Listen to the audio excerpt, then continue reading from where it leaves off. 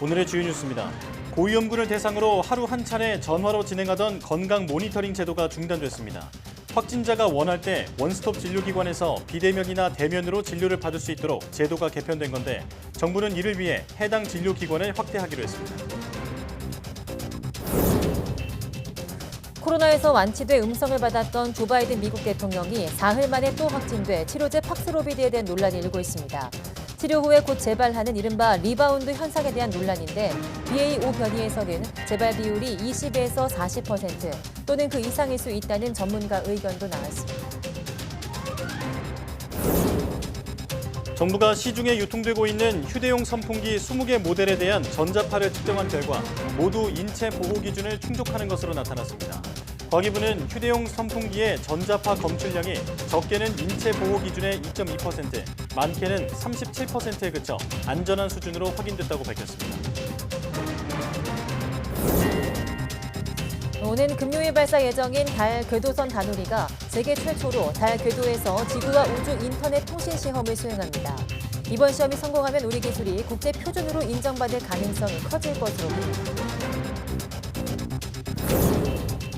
지난 10수년 동안 알츠하이머 연구에 구심점 역할을 해온 아밀로이드 가설의 최초 연구 발표가 조작된 것이라는 의혹이 유력해지고 있습니다. 조작 논란이 일자 국제학술지 사이언스가 전문가를 구성해 6개월간의 추적을 통해 단서를 잡았는데 취재기자와 함께 실태를 알아보겠습니다.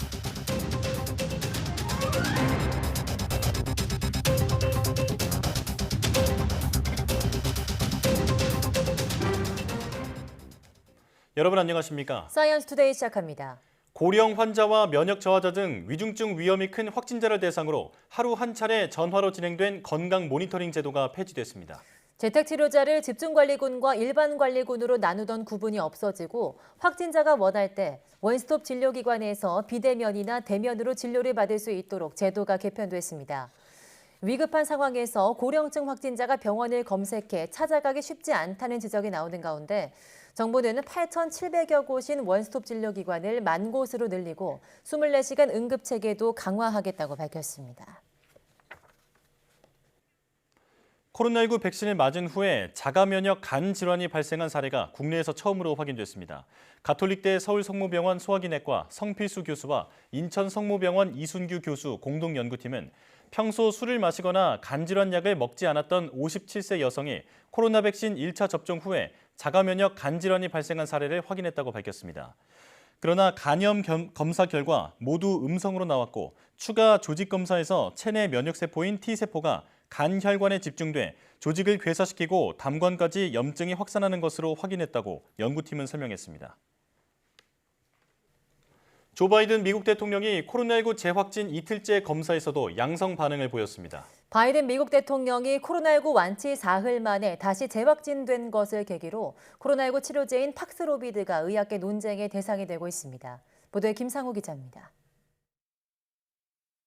백악관은 코로나19 재확진 판정을 받은 바이든 미국 대통령이 이틀째 검사에서도 양성 반응을 보였지만 상태가 좋다며 트위터를 통해 관련 영상을 공개했습니다.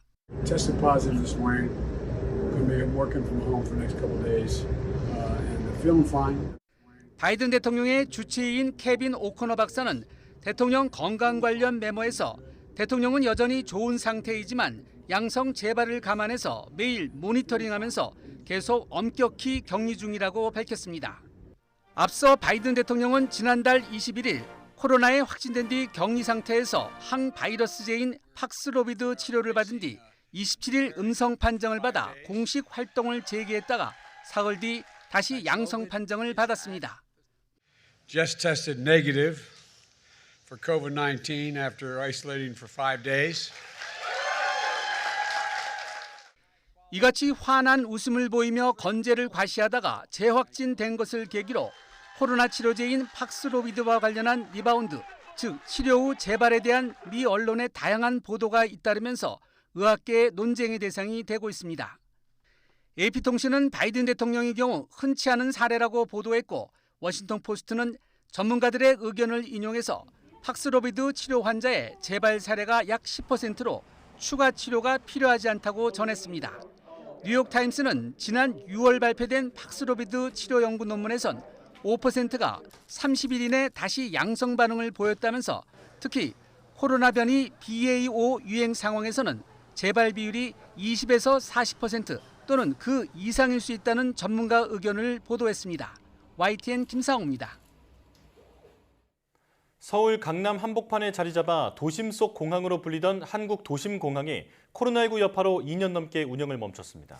한 달 전부터 공항버스 운행은 재개됐지만 탑승 수속과 수화물 처리 등 본연의 기능을 회복할 수 있을지는 불투명합니다. 황보혜경 기자가 보도합니다.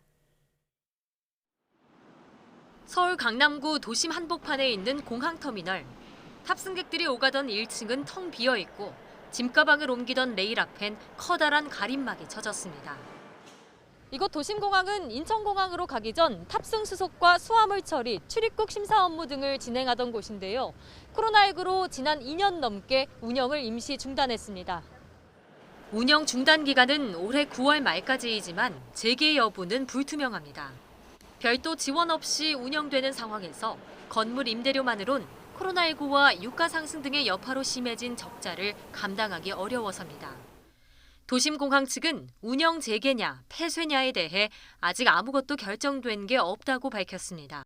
9월 내부 논의를 통해 방침을 확정하겠다는 계획입니다.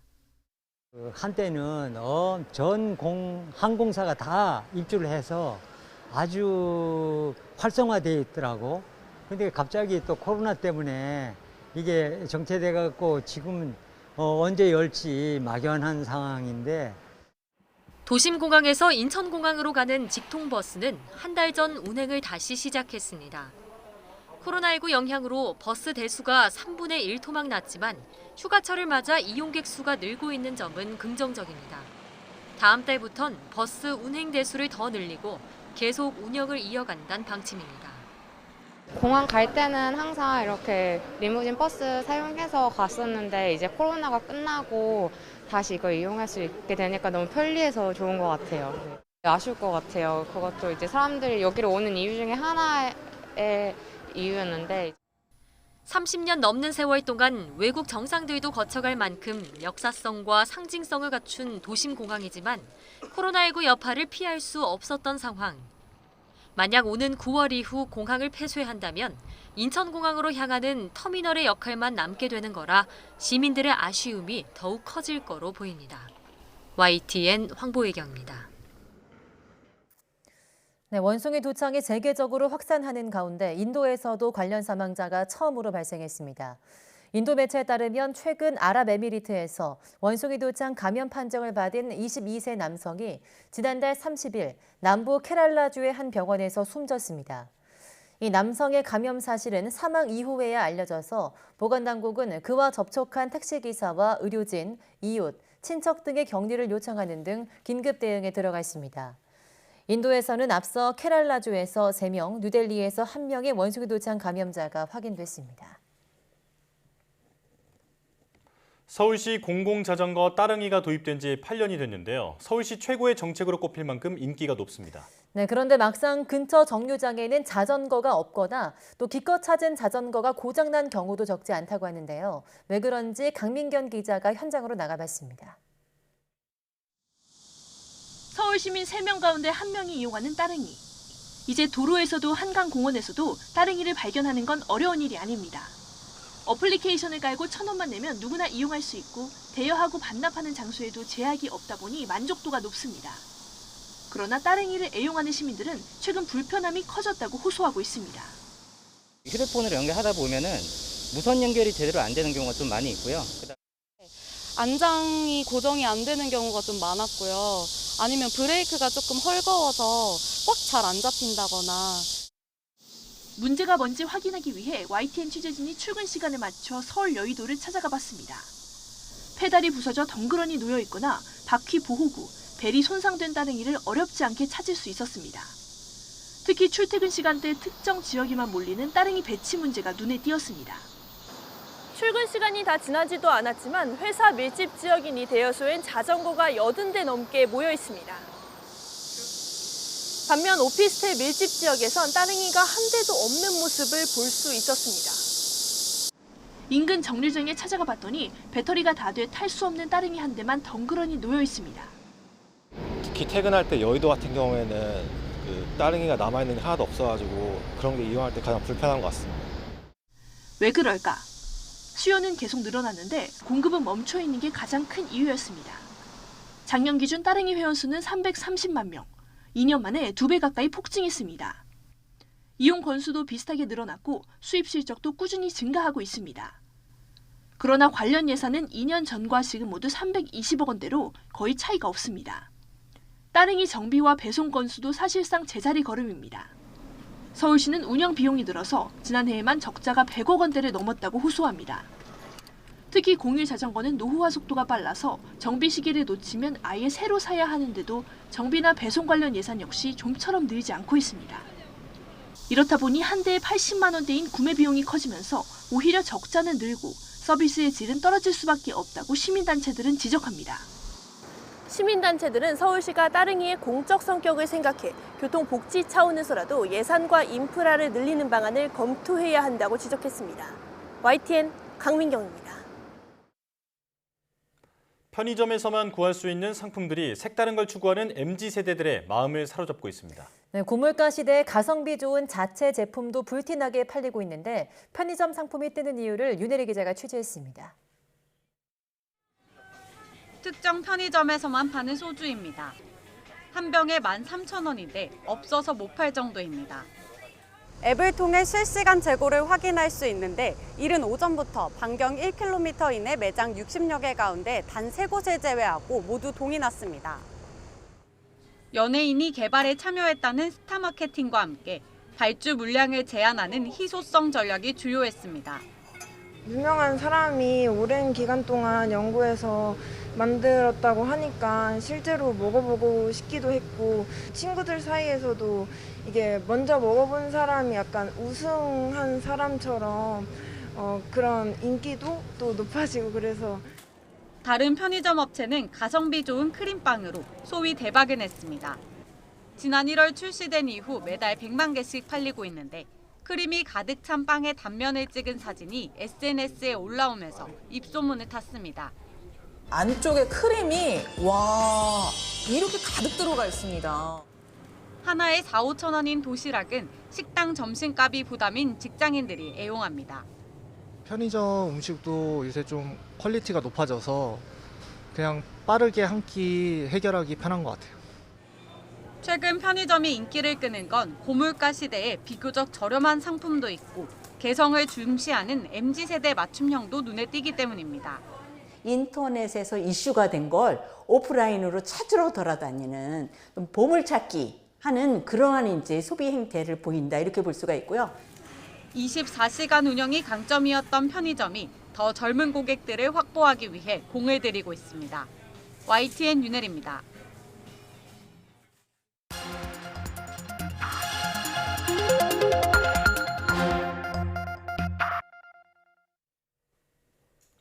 다양한 분야의 과학 이슈를 과학 기자의 시각으로 집중 분석하는 사이언스 취재파의 시간입니다. 네, 오늘은 양우영 기자와 함께합니다. 네, 어서 오세요. 안녕하세요. 네, 어떤 소식을 알아볼까요? 네, 이 치매의 대부분을 차지하는 알츠하이머 치매는 사실은 아주 정확한 발병 원인은 아직 밝혀지진 않았는데요. 네. 다만 과학계에서는 이 알츠하이머의 발병 원인으로 아밀로이드 가설이라는 게 있습니다. 현재 대부분의 알츠하이머 관련 연구와 치료제가 이 아밀로이드 가설에 기반을 하고 있다고 해도 과언이 아닌데요. 네. 그런데 지난 16년 동안 알츠하이머 발병 원리로 알려져 있던 아주 주요한 연구 논문 하나가 최근 조작됐다는 의혹이 제기됐습니다. 오늘 이와 관련해서 자세히 알아보겠습니다. 예. 알츠하이머 치매 치료 연구의 근간부터 흔들릴 수 있는 아주 큰일인 것 같은데 정말 큰 충격을 주고 있습니다. 우선 조작 의혹이 제기된 논문이 어떤 건지부터 알려주시죠. 네, 의혹이 제기된 논문은 지난 2006년에 발표된 거고요. 미국 미네소타 대학 연구팀이 세계적인 국제학술지죠. 네이처에 발표한 논문입니다. 네. 이 논문의 제목은 뇌의 특정 아밀로이드 베타 단백질이 기억력을 손상시킨다 이건데요. 이 어린 쥐에게 주입을 했을 때 알츠하이머를 유발하는 특정 단백질 아밀로이드 베타 스타 56이라는 단백질을 발견했다는 내용입니다. 이 당시 네이처는 이 연구 논문의 내용이 굉장히 중요하다고 보고 알츠하이머를 일으키는 스타 용의자를 발견했다 이렇게 평가를 하기도 했어요. 아밀로이드 베타는 사실 뇌 속에 존재하는 평범한 단백질이긴 한데 신경세포 표면에 플라그 형태로 오랫동안 쌓이면 인지 저하를 일으켜서 알츠하이머의 원인이 된다고 알려져 있습니다. 이 논문이 발표된 이후 세계 각국의 연구자들에게 이 논문이 인용이 되면서 알츠하이머의 발병 원리로 아밀로이드 가설이라는 게 생긴 거고요. 지금까지 2270건이 인용이 됐는데 알츠하이머 논문 중 가장 많이 인용된 논문 중에 하나이기도 합니다. 또한 이 논문은 미국 정부가 알츠하이머 연구비의 투자 방향을 결정하는 데도 결정적인 역할을 했다고 하는데요. 2006년 당시에는 관련 연구비는 0원이었습니다. 하지만 지난해 미 국립보건원이 이 아밀로이드 플라그를 제거하는 관련 연구비로 무려 2억 8천만 달러까지 투자했을 정도로 연구 방향까지 결정을 지었던 논문입니다. 네, 저희도 이 알츠하이머 관련 연구 성과나 뭐 관련 내용을 보도할 때 이 아밀로이드 베타 단백질이라는 이름을 자주 언급한 적이 있어서 기억이 나는데 설명을 좀 들어보니까 알츠하이머 연구에 이게 굉장히 중요한 논문이었던 것 같습니다. 근데 이게 16년 동안 관련 분야 연구 트렌드를 이끌어왔던 논문인데 이 조작 의혹이 어떻게 나온 거죠? 네, 우선 이 해당 논문의 조작 의혹을 제기한 사람을 먼저 살펴봐야 되는데요. 올해 37살의 젊은 의사과학자 매튜 슈레그 미 벤더빌트대 의대 교수입니다. 이 슈레그 교수는요, 지난해 미국 바이오 회사죠, 카바사 사이언스가 개발한 알츠하이머 치료 물질의 성분, 안정성, 효능 등을 조사를 하기 시작했는데 이 과정에서 이 약물을 뒷받침하는 논문의 일부, 그러니까 논문의 이미지가 조작됐을 가능성을 확인을 한 겁니다. 그래서 이 슈레그 교수는 지난해 8월 미 국립보건원에 내부 고발자 보고서를 제출을 하면서 해당 연구가 연구 분야 전체를 오도할 가능성이 있다 이렇게 경고를 했다고 합니다. 다만 슈레그 교수는 해당 논문에 대해서 직접적으로 사기다 이렇게 규정을 하진 않았는데요. 그 이유로는 분명히 미공개된 원본 데이터가 있을 것이고 또 원 수치 데이터를 직접 확인하지 못했기 때문이라고 밝혔습니다. 하지만 슈레그 교수는 공개된 논문 이미지에 초점을 맞춰서 분석한 것이고 이번 분석이 최종 결론은 아니지만 위험 신호로 본다 이렇게 강조를 했습니다. 이후 국제학술지 사이언스가 자체적으로 전문가를 구성해서 슈레그 교수의 주장을 분석을 했는데요. 6개월에 걸친 조사 결과 지난달 22일에 이 조사 결과를 발표를 했는데 역시나 2006년 미네소타 대학의 논문이 이미지가 조작된 것으로 보인다고 밝힌 겁니다. 네. 그 이미지가 바로 알츠하이머의 원인으로 알려진 아밀로이드 베타 스타 56과 관련된 거라고 하는데 구체적으로 뭐가 어떻게 조작된 건가요? 네, 제가 사이언스 보도에서 공개된 이 슈레그 교수가 조작이라고 밝혔던 이미지들을 좀 가져왔습니다. 이 자세히 보면서 설명을 좀 드려야 쉬울 것 같아요. 네, 지금 보여드리는 이미지가 알츠하이머 증상이 나타난 나이 든 쥐에서 아밀로이드 베타 스타 56 단백질이 증가하는 이미지를 보여주는 겁니다. 그런데 이제 슈레그 교수 분석에 의하면 이 이미지에는 부적절하게 복제된 대역이 많이 있다고 보여지는데 빨간색 박스 친 부분을 좀 더 자세히 살펴볼 건데요. 이 빨간색 부분을 살펴보면 아밀로이드 베타 스타 56 단백질이 원래는 더 늦게 나타난다고 알려진 부분이 빨간색 박스에 있는 단백질 부분이에요. 실제보다 더 많이 발현된 것처럼 데이터 조작이 의심되는 부분인데 그래서 슈레그 교수가 두 집단의 데이터를 비교하기 위해서 보시면 이제 뒷배경색을 검정색으로 바꾸고 두 부분의 밴드 위하고 아래에다가 빨간색, 초록색으로 염색을 해서 비교를 했습니다. 그래서 그 두 가지의 밴드를 통합을 시켜봤더니 동일하게 노란색으로 표시되면서 뭐 다른 빨간색이나 초록색이 전혀 보이지 않게 되죠. 네, 이 동일한 이미지의 상관관계를 계산을 해서 완전히 똑같은 경우를 1이라고 했을 경우에 이 지금 봤던 논문 속의 이미지는 상관관계수가 0.98이나 나왔습니다. 거의 1에 가깝죠. 이 정도 수치가 사실 우연히 발생할 가능성은 매우 낮은데 두 이미지의 상관관계가 지금 그래프로 보시는 것처럼 일자 그래프가 나오는 걸 볼 수 있습니다. 같은 방식으로 다른 이미지, 서로 다른 이미지를 검사를 해보면 이 어느 정도 상관관계가 있긴 하지만 중복 대형이 훨씬 낮게 나오기 때문에 상관관계가 낮으면 이렇게 원래 곤충의 날개 모양과 같은 그래프가 나와야 하는데 실제로 직선의 그래프가 나온 거를 볼 수 있는 거죠. 이 사이언스지 역시 여러 과학자들과 이미지 분석가로 구성된 전문가들로부터 해당 논문의 이미지 조작을 확인을 했습니다. 이 분자 생물학자이자 유명 포렌식 이미지 컨설턴트인 엘리자베스 빅은요, 이 문제의 논문이 각기 다른 실험에서 나온 이미지의 일부를 결합한 것으로 보인다면서 실험 결과가 애초 원했던 결과가 아니었을 수도 있고 또 데이터가 가설에 맞게 변경됐을 수도 있다 이렇게 평가를 했고요.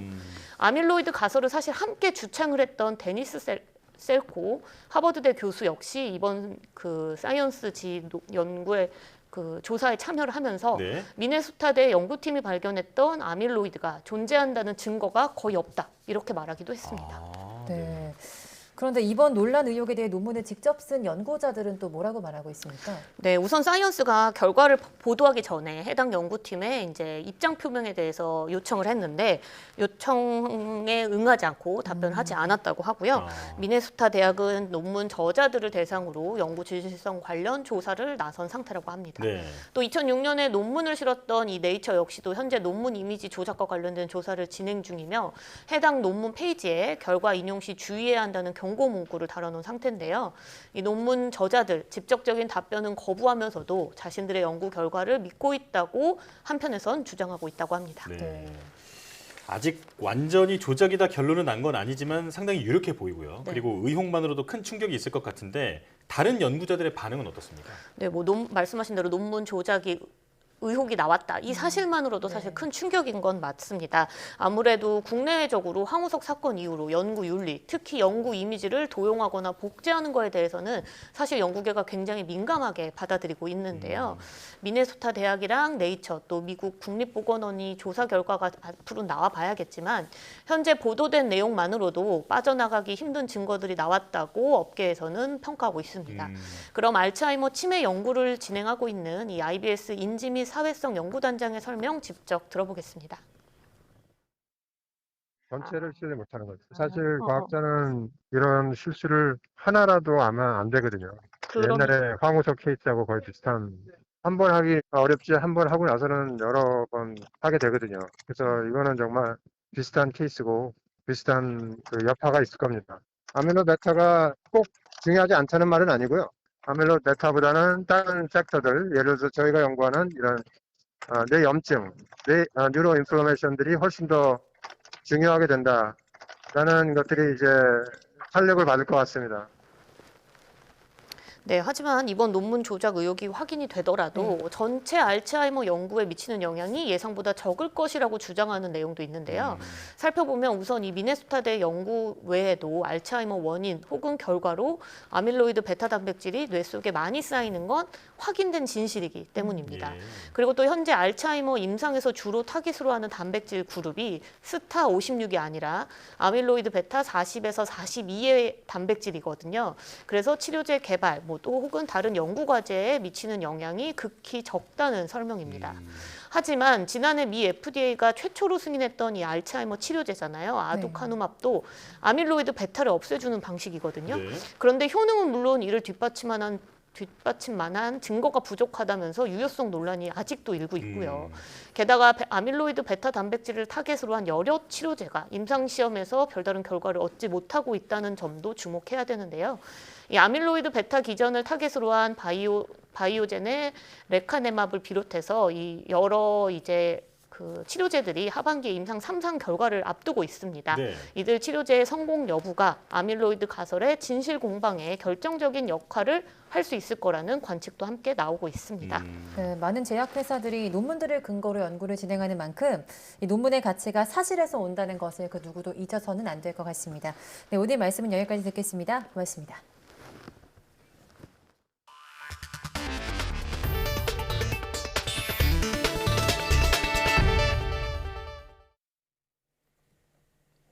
정부가 시중에 유통되고 있는 휴대용 선풍기 20대에 대한 전자파를 측정한 결과 측정 제품 모두 인체 보호 기준을 충족하는 것으로 나타났습니다. 과학기술정보통신부는 휴대용 목 선풍기와 손 선풍기에서 발생하는 전자파는 국제적으로 권고된 인체 보호 기준의 2.2%에서 많게는 37%에 불과해 인체 안전한 수준으로 확인됐다고 밝혔습니다. 이번 검증은 지난 26일 시민단체 환경보건시민센터가 위험성을 경고한 목선풍기 4개와 손선풍기 6개를 포함해서 시중 제품 20개를 대상으로 실시됐으며 측정은 국제표준과 동일한 국립전파연구원 측정 기준에 따라 진행됐습니다. 오는 금요일 발사 예정인 달 궤도선 다누리는 세계 최초로 달 궤도에서 지구와 우주 인터넷 통신 시험을 수행하게 됩니다. 전 세계적으로 우주 인터넷 통신 표준화가 진행 중인데 세계 첫 시도인 만큼 우리 기술이 세계 표준으로 자리 잡을지 주목됩니다. 이성규 기자입니다. 일명 노드라고 불리는 0.8kg의 우주 인터넷 장치입니다. 다누리에 탑재된 우주 인터넷 장치는 다누리와 지구 사이에서 일종의 통신기지 역할을 합니다. 기존 위성이 지상국과 통신할 때는 지상국이 위성의 정보를 받을 수 있는 위치에 위성이 있어야만 가능했습니다. 하지만 지상국과 위성 사이에 노드, 즉 우주 인터넷 장치가 달린 위성이 많으면 노드와 노드, 지상국을 통해 정보 전달이 가능해져 거의 실시간에 가까운 송수신이 이루어집니다. 아예 우주 인터넷 전용으로, DTN 전용으로 우리가 통신 장치를 만든다면 위성을 통하지 않고 각각 살아있는 노드들, 통신이 되는 거리 안에서 각각 그 노드를 통해서 노드 해가지고 데이터들이 전달되는 그런 방식의 어떤 네트워크를 구축할 수도 있을 것 같습니다. 우주 인터넷 기술을 하드웨어 형태로 만들어 달 궤도에 보내는 것은 다누리가 세계 최초입니다. 이번 발사에서 다누리는 다른 노드를 통하지 않고 직접 지상국으로 정보를 전송할 예정입니다. 우주 인터넷 장치에는 인기 그룹 BTS의 노래 다이너마이트도 실렸습니다. 다누리는 연료 전략을 위해 먼 거리를 돌아 달로 가는데 어느 시점에 전송할지는 현재 논의 중입니다. 우주 인터넷은 전 세계적으로 표준화가 진행 중으로 이번 시험이 성공할 경우 우리 기술이 국제 표준으로 인정받을 가능성이 커질 전망입니다. 거기에 적용됐던 기술이 국제 표준을 제정하는 데 있어서 상당한 영향력을 줄 수 있을 거다. 그러면 이제 우리가 어떤 우주 통신에서의 기술 강국으로 발돋움하는데 큰 역할을 할 수 있다. 저는 이렇게 보고 있습니다. 미국은 유인 달 탐사와 함께 추진하는 달 궤도 우주 정거장에 이런 방식의 우주 인터넷 기술을 적용할 계획입니다. 우리나라는 2031년 발사 예정인 달 착륙선에 이 기술을 적용할 예정입니다. YTN 사이언스 이성규입니다. 지상 추락 가능성 때문에 우리나라는 물론 지구촌 전체를 바짝 긴장시켰던 중국의 우주 로켓 잔해가 필리핀 주변 해역에 떨어졌습니다. 네, 이번엔 다행히 피해가 없었지만 10월에 또 발사가 예정돼 있다는 게 문제입니다. 베이징에서 강정규 특파원이 보도합니다. 밤하늘에 번뜩이는 무지갯빛 섬광이 긴 꼬리를 늘어뜨리며 떨어집니다. 말레이시아 쿠칭에서 촬영된 중국 우주 로켓 파편의 추락 장면입니다. 중국 측도 로켓 잔해가 필리핀 서남쪽 술루의 상공에서 대기권에 재진입했다며 대부분은 불타 사라졌고 일부가 바다에 떨어졌다고 밝혔습니다. 지난주에 발사된 창정 5B의 상단부로 무게만 25톤에 달합니다. 중국이 건설 중인 우주 정거장 텐궁에 모듈을 싣기 위해 가장 큰 로켓을 쏘기 때문입니다. 대기권을 통과하고도 남은 파편이 세 차례나 지구로 떨어졌는데 지난 2020년 5월엔 아프리카 코트디부아르의 마을을 덮치기도 했습니다. 우주 로켓 잔해는 안전한 곳에 낙하하도록 설계해야 하지만 중국은 대기권을 떠돌다가 추락하는 걸 방치하고 있습니다. 로켓 잔해의 이동 궤적도 투명하게 공개하지 않아서 매번 지구촌을 바짝 긴장시키고 있습니다.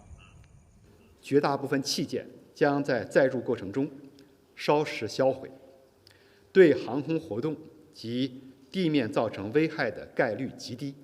We don't have a plan to shoot the rocket down. We're hopeful that it will land in a place where it won't harm anyone. Hopefully in the ocean or someplace like that. 중국은 독자 우주 정거장 완성을 위해 오는 10월 추가 모듈을 또 쏘아 올릴 예정입니다. 러시아가 ISS 탈퇴를 예고하면서 사실상 세계 유일의 우주 정거장 보유국이 되는 중국.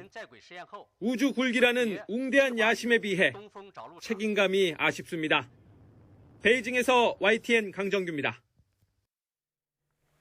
차세대 친환경 에너지인 수소를 어떻게 하면 저렴한 비용으로 많이 생산할 수 있을까 전 세계 과학자들이 연구하고 있는데요. 네, 국내 연구자들이 귀한 백금이 아닌 값싼 금속을 이용해서 많은 수소를 뽑아내는 기반 기술을 개발해 주목받고 있습니다. 김진두 기자입니다. 하얀색의 천을 잘라 장비 안에 넣습니다. 900도가 넘는 열을 가하자 천은 검은색으로 변한 겁니다. 천을 태워 이른바 탄화시킨 건데 이렇게 하면 전기가 흐를 수 있습니다. 천을 니켈 금속 용액 안에 넣어 전기를 흘려주면 표면에 금속층이 단단하게 결합합니다. 니켈 선보다는 표면적이 넓어 반응이 잘 일어나는 새로운 소재로 탈바꿈한 것입니다. 탄화 공정 같은 경우는 2000도씨에서 공정이 이루어지는데 저희 같은 경우에는 그것보다 더 낮은 온도인 950도에서 탄화 공정이 이뤘기 때문에 그렇게 표면적이 넓은 구조로 전기 도금이 가능했던 것 같습니다.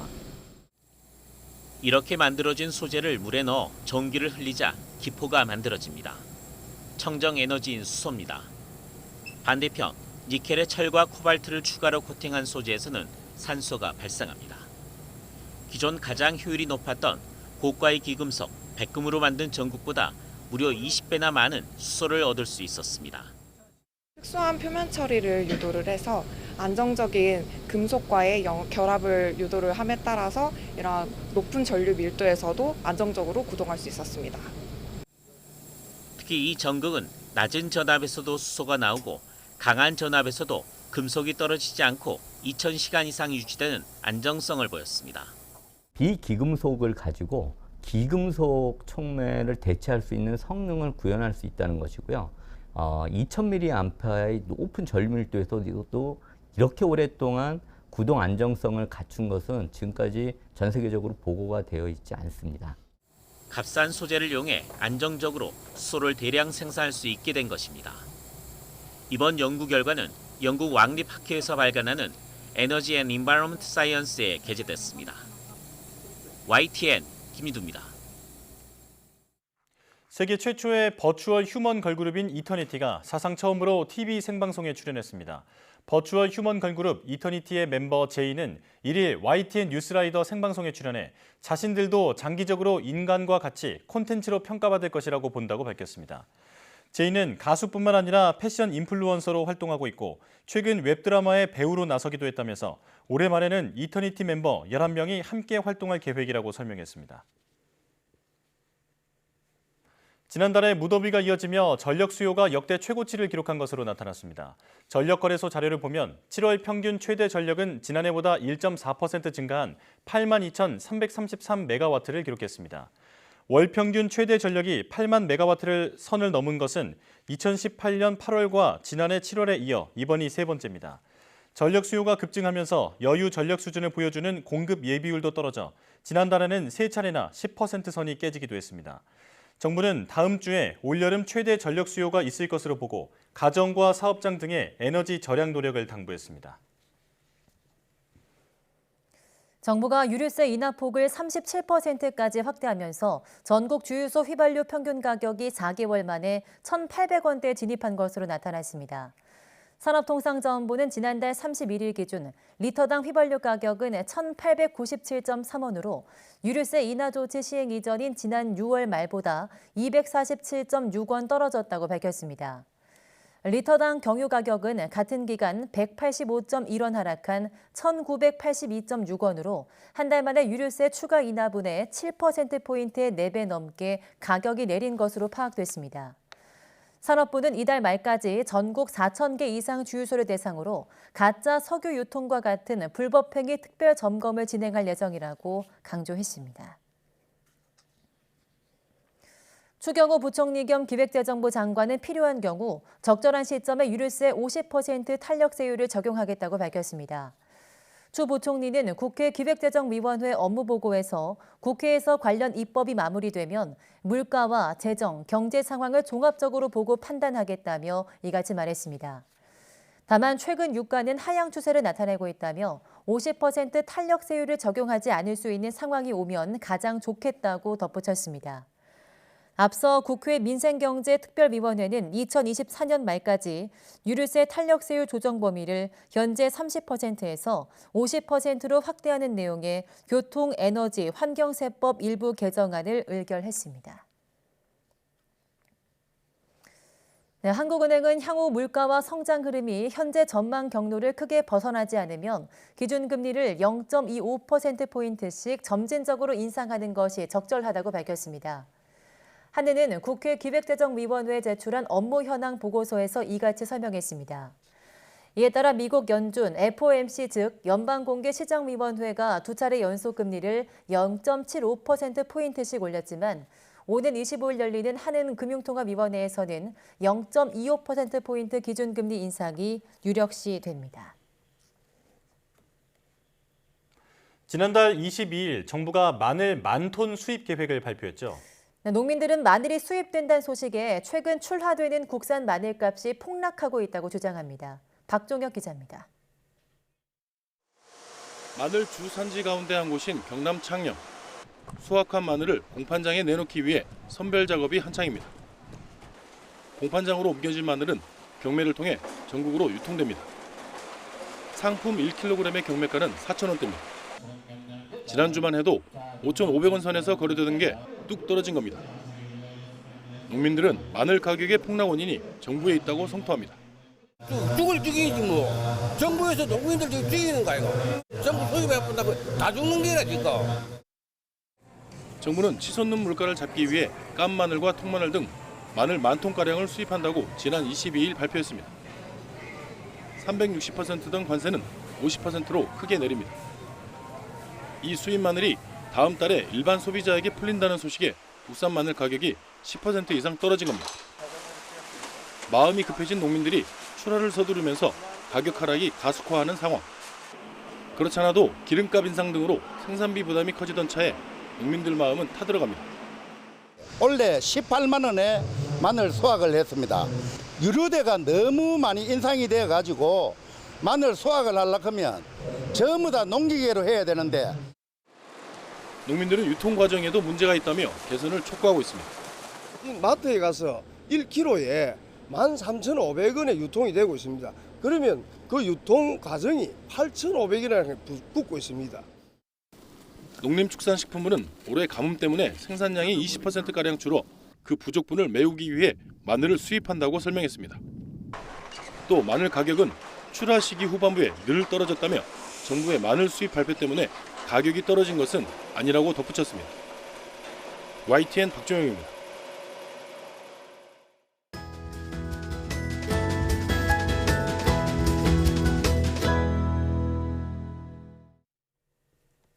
소변을 봐도 제대로 본 것 같지가 않고 자다가도 화장실 때문에 잠에서 깨는 일이 반복된다면 전립선에 문제가 생긴 건 아닌지 진단해 보는 게 좋은데요. 네, 오늘 내문 보고서에서는 중년 남성들의 고민거리인 전립선 비대증에 대해서 알아보겠습니다. 건국대학교 병원 비뇨의학과 김아람 교수와 함께합니다. 어서 오세요. 안녕하세요. 네, 안녕하십니까. 자, 오늘은 전립선에 생길 수 있는 여러 질환 중에서도 가장 흔하다고 알려진 전립선 비대증에 대해서 알아볼 텐데요. 우선 이 병이 어떤 질환인지부터 설명해 주시죠. 네, 말 그대로 이제 비대증이란 용어가 붙어 있는데요. 말 그대로 전립선의 크기가 평균보다 비정상적으로 증식해 있는 질환을 의미합니다. 네. 전립선은 남성에만 있는 기관이고요. 방광 바로 아래쪽에 위치해서 요도를 이렇게 둘러싸고 있는데요. 비대증이 생기게 되면 방광 출구 부위가 압박이 되고 요도가 좁아져서 하부 여러 증상 중에서 배뇨 증상, 특히나 배출 증상이 나타나게 됩니다. 젊었을 때는 안 그랬는데 요즘 따라 소변 주기가 좀 약하다던가 잔류감이 느껴진다 이런 중년 남성분들은 전립선 비대증을 한번 의심해 보셔도 좋을 것 같습니다. 네, 전립선 비대증에 걸리면 어떤 증상이 나타날까요? 네, 아까 잠깐 말씀드렸던 그런 소변 주기 약하다던가 잔류감이 있다던가 하는 증상도 나타나고요. 빈뇨나 절박뇨, 야간뇨가 동반돼서 일상생활에 굉장히 불편을 느끼시는 분들도 많습니다. 그렇기 때문에 또 밤에 잠들기 못 주무시는 분들이 많아서 피곤하다, 호소하시는 분들도 많은데요. 네. 몇 가지 증상을 좀 설명을 해드리면 소변은 보통은 건강한 사람이라면 성인 하루에 6에서 8회 정도 소변을 보는 게 정상입니다. 근데 뭐 10번씩 넘게 가시는 빈뇨를 보이는 분도 있고요. 갑자기 소변이 마려우면 빨리 가야 된다, 막 급하신 분들이 있죠. 급박뇨고요. 또 힘을 줘야 소변이 나온다던가 소변 주기가 요즘 따라 가늘고 굉장히 약하다. 그 소변을 볼 때 좀 끊어졌다가 또 힘줘서 또 나오고 소변을 본 후에도 잔류감이 느껴진다. 그리고 밤에 계속 소변을 본다던가 하는 것들이 있다면은 전립선 비대증의 증상이다 이렇게 생각하셔도 좋을 것 같습니다. 예. 자, 그런데 전립선 비대증은 대부분 나이가 좀 있으신 분들이 고민하시는 걸로 알고 있는데 나이와 실질적인 연관성이 있습니까? 네, 사실 노화는 우리 몸에 굉장히 많은 변화를 초래하죠. 그 중에 하나가 전립선 비대증인데요. 네. 전립선은 평균 크기는 약 18에서 20g 정도 되는 호두알 정도 크기입니다. 네. 근데 나이가 증가할수록 크기도 조금씩 더 크게 되고요. 노화를 통해서 전립선 주변에 이런 미세혈관들 그래도 문제가 생기게 되는데요. 쉽게 설명드리면 우리가 파이프가 이제 녹이 슬게 되고 문제가 생기면 물의 공급이 잘 안 될 수도 있죠. 네. 혈관도 마찬가지입니다. 이렇게 혈관에 그런 만성적인 문제가 생기고 막힘 증상이 생기면 전립선에도 원활한 피해 공급 문제가 생기면 산소 공급도 문제가 생겨서 만성적인 허혈 증상이 생기게 됩니다.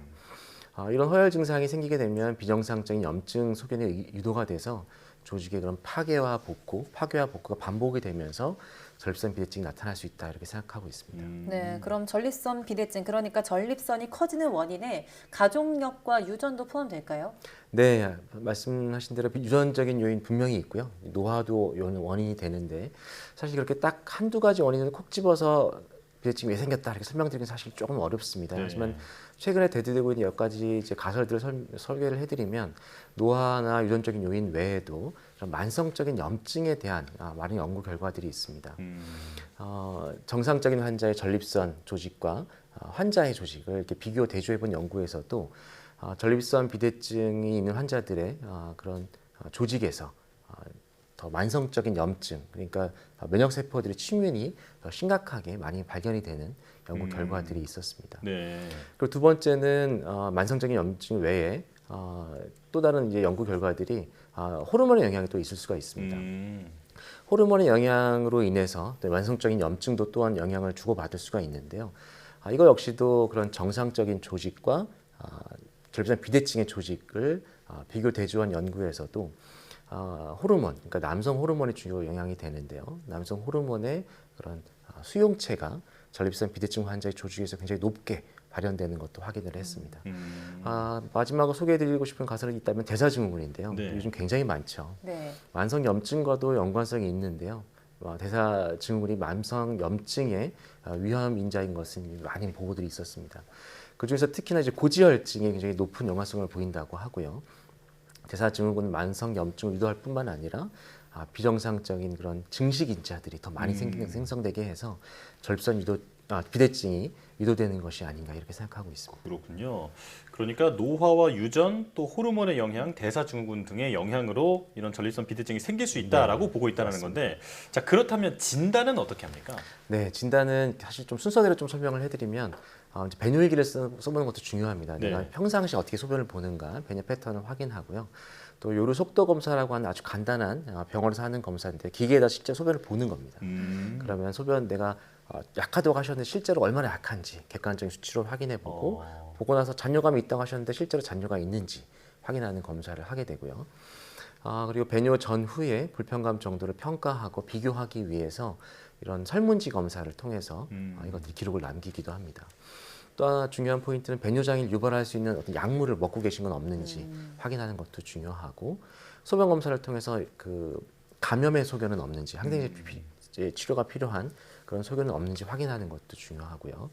요즘 또 많이들 알고 계신데 전립선 특이항원이라고 피 검사를 통해서 전립선 암을 스크리닝하는 검사도 있습니다. 이게 수치가 3에서 4가 넘지 않는지를 이렇게 반복 검사를 통해서 확인해서 굉장히 높은 수치를 보인다면 암을 판별하기 위한 조직 검사를 하는 것도 필요하고요.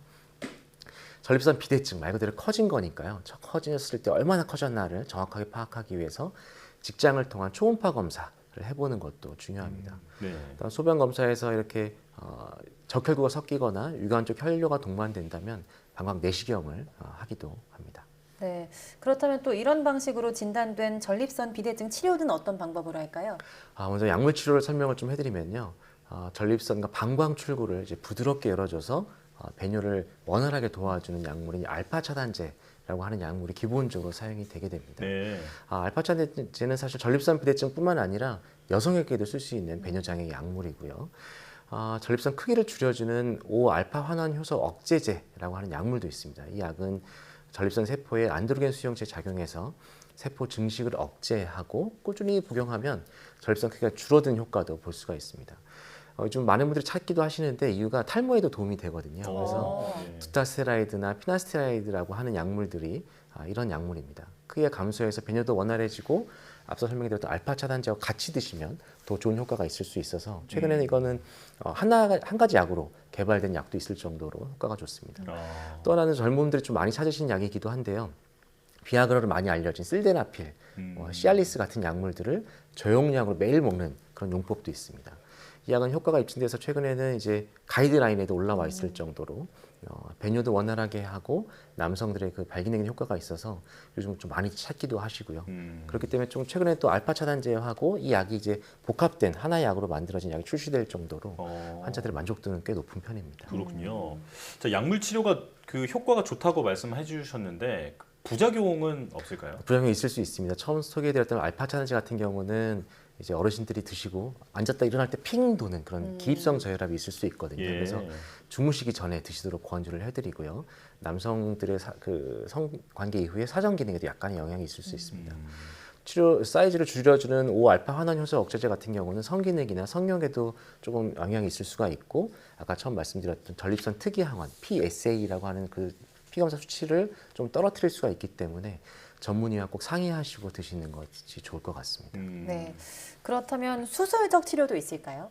네, 맞습니다. 약물 조적 치료도 사실은 먹는 동안 효과가 있기 때문에 약물에 효과가 없다거나 약물에 어떤 부작용이 있다거나 아니면 지속적인 혈뇨라든가 요폐가 있으신 분들은 수술을 할 필요가 있습니다. 네. 대표적인 게 경요도 전립선 절제술이고요.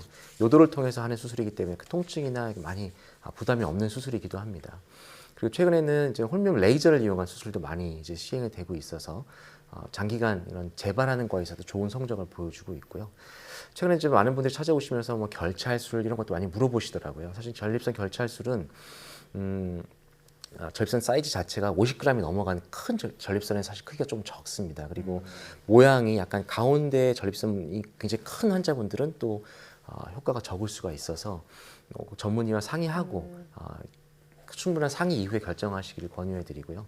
색전술이라고 하는 것도 요즘에 많이 소개가 되고 있는데 이 역시도 표준 치료법은 아직은 아닙니다. 그래서 수술이 아주 힘들고 이런 것들이 좀 두려움이 많으신 분들 같은 경우에는 해볼 수 있다 정도로 이해하시면 정확할 것 같습니다. 예.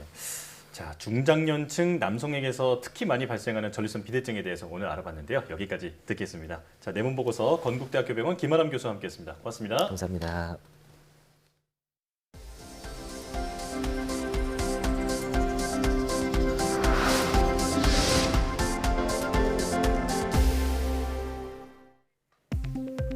국내 연구진이 방사선에 의한 생물체의 DNA 손상을 정밀하게 예측하는 기술을 개발했습니다. 한국원자력연구원 첨단 방사선 연구소는 모델링과 시뮬레이션 기법을 이용해 국내 최초로 방사선 DNA 손상 정밀 예측 모델을 개발했다고 밝혔습니다. 연구진은 이번 시뮬레이션이 DNA의 원자뿐 아니라 각 원자 간 공간에 영향을 주는 방사선 양까지 정밀하게 계산할 수 있다며 이를 통해 높은 정확도로 DNA 손상 정도와 손상 위치 등을 예측한다고 설명했습니다. 기초과학연구원 IBS가 1일 오전 대전 중이온가속기 연구소 본부동 강당에서 홍송우 중이온가속기 연구소 초대 소장의 취임식을 개최했습니다. 중이온가속기 연구소는 입자를 빠르게 가속해서 희귀 원소들을 만들어내는 시설로 1조 4천억 원이 투입된 초대형 국책 사업인데 2017년 완공을 목표로 진행됐으나 2단 계획 변경으로 1단계 사업 공정률이 약 95%를 달성한 상태입니다. 이날 취임식에서 홍 초대 소장은 연구소의 도약을 위해서 저에너지 가속장치 구간 빔 인출과 빔을 활용한 조기 성과 도출, 고에너지 가속장치 구축의 조기 착수라는 비전과 목표를 제시했습니다. 홍 소장의 임기는 앞으로 3년입니다. 국립중앙과학관이 오는 5일부터 13일까지 매주 금요일, 토요일 오후 10시까지 야관 개관을 진행합니다. 이번 야관 개관에서는 과학영화 토크쇼와 버스킹 공연, 만들기 체험, 전시관 관람, 천체 관측, 달 탐사 특별전 등이 무료로 진행됩니다. 또 홈페이지에서 사전 예약을 하면 과학관 캠핑과 3D 프린터 메이커 체험 프로그램에도 참여할 수 있습니다.